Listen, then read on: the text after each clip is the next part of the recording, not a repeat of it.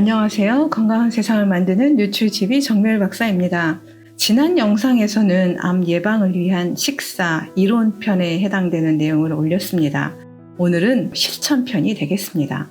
암을 이기는 식사는 바로 염증, 인슐린, 혈당을 잡는 식사여야 한다고 지난번에 강조해서 말씀을 드렸죠.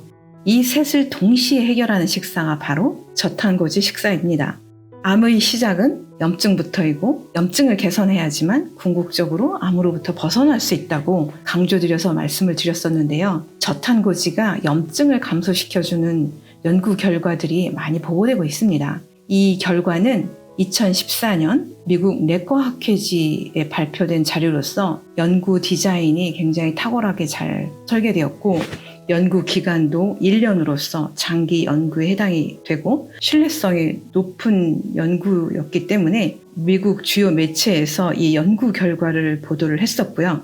이 보도가 나가면서 미국 사회에 저탄고지가 퍼지는데 큰 기여를 했던 연구 결과입니다. 이 연구 결과에 나타난 것을 보시면 1년 연구 기간 내내 이 오른쪽 저탄고지 그룹은 CRP 염증 지수가 지속적으로 감소되었고요. 반면에 탄수화물 위주의 고탄 저지방식을 한 그룹은 염증 지수가 지속적으로 상승하는 결과가 나타났습니다. 이처럼 저탄고지는 염증을 잡을 수 있고 또한 혈당, 인슐린도 잡을 수 있는 식사이기 때문에 암을 예방하기 위한, 암을 잡기 위한 식사는 기본적으로 저탄고지여야 합니다. 하지만 이 암을 막기 위한 식사는 일반적인 다이어트를 위한 저탄고지와는 좀 달라야 합니다. 어떻게 달라야 하냐면 첫 번째, 포화지방산을 제한하셔야 합니다. 암은 스스로를 면역세포의 공격으로부터 보호하기 위해서 좀 단단한 물리적 특성을 가지고 있습니다. 이러한 특성을 유지하기 위해서 암세포 스스로가 포화지방산을 합성한다고까지 하네요. 그런데 포화지방산을 과도하게 섭취하게 되면 암이 더 단단해져서 치료가 더 어려워질 수 있으니까 포화지방산 섭취는 제한하시는 것이 좋습니다. 단 코코넛유나 MCT 오일은 포화지방산 비율이 높긴 하지만 지방산 길이가 비교적 짧아서 세포막 구성 성분으로 사용되기보다는 주로 에너지원으로 사용되기 때문에 암 환우분들도 적정량 드시는 것 괜찮습니다. 엑스트라 버진 올리브유, 생들기름, 들깨가루, 아마씨가루, 아보카도 등 불포화 지방산 위주로 드시는 것이 좋겠습니다. 두 번째 저탄고지 하실에 유의해야 할 점이 채소를 풍성히 드셔야 합니다. 왜냐하면 채소 속에 풍부한 비타민, 미네랄, 항산화제, 파이토케미칼 등 다양한 영양소들이 정상세포의 미토콘드리아를 더 건강하게 해서 미토콘드리아 대사가 활성화됩니다. 그렇게 되면 혈액 속 혈당이 정상세포 속으로 활발하게 들어가고 혈당이 낮아지기 때문에 암세포가 먹을 혈당이 부족하게 됩니다. 즉, 야채를 먹게 되면 정상세포가 더 건강해지고 정상세포의 대사가 더 활발해지기 때문에 정상세포와의 경쟁에서 암세포가 밀려서 점점점 약해질 수 있습니다. 채소 섭취는 혈당과 인슐린을 낮추는 데 효과적이기도 하지만 또한 독소 배출을 촉진시켜서 염증도 개선하고 특히 제 영상을 봐주시는 분들이 여성분들이 많으신데요. 여성들의 암과 관련 있는 에스트로겐 우세를 해결하는 데도 채소 섭취는 큰 도움이 됩니다.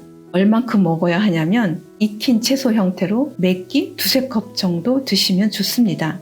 앞서 소개해드린 염증 개선에 효과가 나타난 미국 내과학회지 연구에서도 매끼 2-3컵 분량에 해당되는 야채를 대상자들에게 권했었습니다. 그 연구에서는 평균 탄수화물 섭취량과 지방 섭취량을 기반으로 봤을 때 그렇게 엄격한 케톤식이 아니었음에도 불구하고 이 염증 개선 효과가 탁월하게 나타난 것은 바로 이 야채 섭취가 기여를 했다고 볼 수 있습니다. 정상세포를 더욱 건강하게 하기 위해서 채소 섭취는 반드시 필요하다는 거 꼭 유념해 주세요.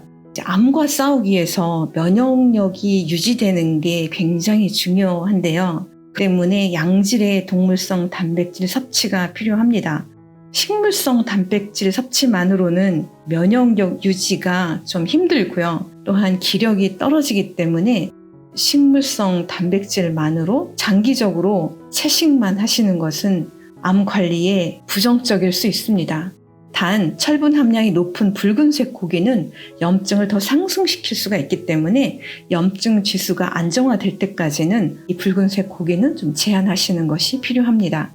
그래서 생선, 닭고기, 오리고기, 낫또, 두부 등을 돌려가면서 드시면 좋겠습니다.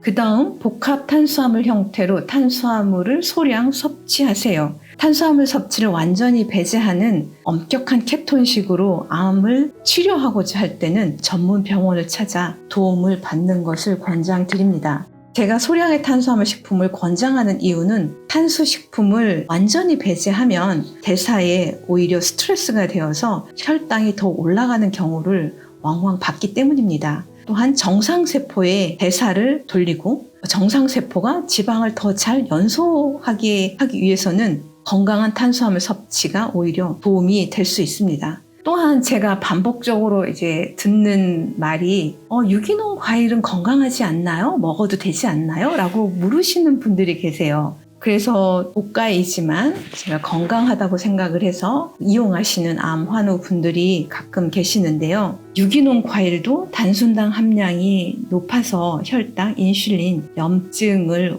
올릴 수가 있습니다. 그래서 유기농 과일이라도 드시지 않는 것이 좋습니다. 또 대학병원에서 암 치료하고 나서 어떻게 먹어야 될지 질문을 하면 골고루 드세요 라는 답을 들으시죠. 그렇다 보니까 아무거나 막 먹어도 되는지 알고 가공식품, 인스턴트 식품도 드시는 경우들이 있는데요. 가공식품이나 인스턴트 식품들을 드시면 염증 문제가 더 심해질 수 있으니 제한하시는 것이 필요합니다. 또 식사 외에 스트레스 관리도 굉장히 중요해요. 왜냐하면 스트레스가 높으면 코티솔 분비가 올라가서 탄수화물 식품 하나도 안 먹어도 이 혈당과 인슐린이 올라갈 수 있습니다. 이 코티솔은 당을 만드는 호르몬이기 때문이에요. 또한 과도한 운동도 스트레스가 되어서 코티솔이 올라가고 그로 인해서 혈당, 인슐린이 올라갈 수 있으니까 과도한 운동도 자제하시는 것이 좋습니다. 가급적 걷기나 산책 위주로 운동하시는 것이 좋겠습니다. 그 다음에 영양제 이용에 대해서 간단히 말씀을 드릴게요. 영양제 이용할 때는 가급적이면 기능의학병원 가셔서 검사 후에 맞춤으로 드시는 것이 바람직합니다. 다만 검사 없이도 꼭 드셔야 할 영양제를 소개를 하자면 첫 번째가 항암 미네랄 별명을 가지고 있는 셀레늄이에요. 제 경우에도 자궁근종이 있었는데요. 이 셀레늄 섭취 후에 좀 도움을 받았습니다. 미국 의사협회 저널인 자마에 보고된 결과를 보면 하루에 셀레늄 200 마이크로그램 섭취 후에 추적해서 보니 전립선암 경우에는 한 63%, 폐암은 46%, 대장암 경우에는 58%까지 암 발생률이 감소를 했네요. 비타민 D도 암 예방 효과가 있는데요. 2007년에 발표된 American Journal of Clinical Nutrition, 이 저널도 상당히 권위 있는 논문이죠. 여기에 발표된 비타민 D의 암 예방 결과를 보시면 비타민 D와 칼슘을 섭취한 그룹은 위약 대조군에 비해서 무려 암 발생률이 77%까지 감소했네요. 이 결과가 발표되고 나서 캐나다 슈퍼마켓에서 비타민 D가 동나는 사태까지 발생했다고 하니 암 예방을 위해서는 비타민 D 꼭 챙겨 드시는 것이 좋겠습니다. 마지막으로 오메가3입니다. 특히 EPA 함량이 높은 오메가3 제품으로 이용하세요. EPA는 염증도 줄이고 세포막의 유연성도 높여서 암을 덜 단단하게 하는 효과가 있으니 치료에 도움이 될 수 있습니다.